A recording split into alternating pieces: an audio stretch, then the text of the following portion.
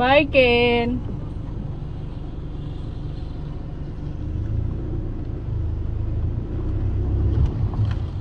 Ma, ang gatas, ma.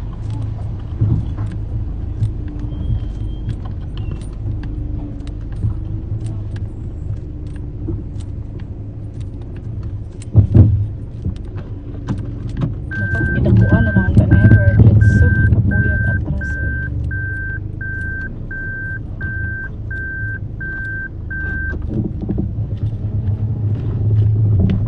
Hello. Maayong hapon. Magawas ko kay magpa-car wash ko kay grabe na dyan yung abuga. As in, mauwan ako modala kay abuga ayaw niya. Babae pa siyang driver. Huwag man lang ka pa hilamos oy. Pastilan. Bitaw. Nga ako sa ito ipacheck ang iyang pikas na nagtingog-tingog ba kay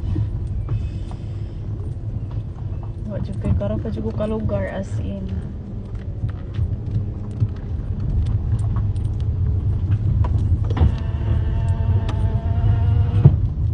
So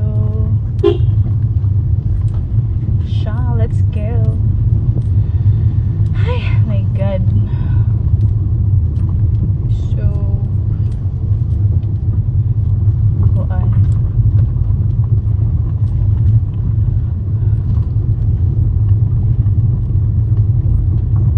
car wash siguro ko una usa ako magpa-check sa kuan kay dali oras oy alas 4 na okay Ginoo ko madali ka pero importante pa-check ang kuan basi madara. Hello, wala na lang ako, hindi ko na lang dinala si Kendra kay gusto ko kasi kada alis ko ba nandyan siya sa tabi ko kay dali ra kay kumingaw niya ya. Basta mabalaka ko kuan wala siya sa kong tapad na nga ganahan ko na anta siya permis akong kilid ba pero manang usay mula na ako'y lakpon magduha-duha magdalawang isip ako kaya hindi na lang ako makaalis kasi gusto ko siya isama.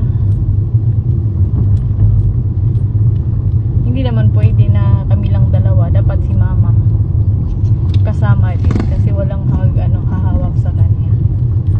So yun, kaya ngayon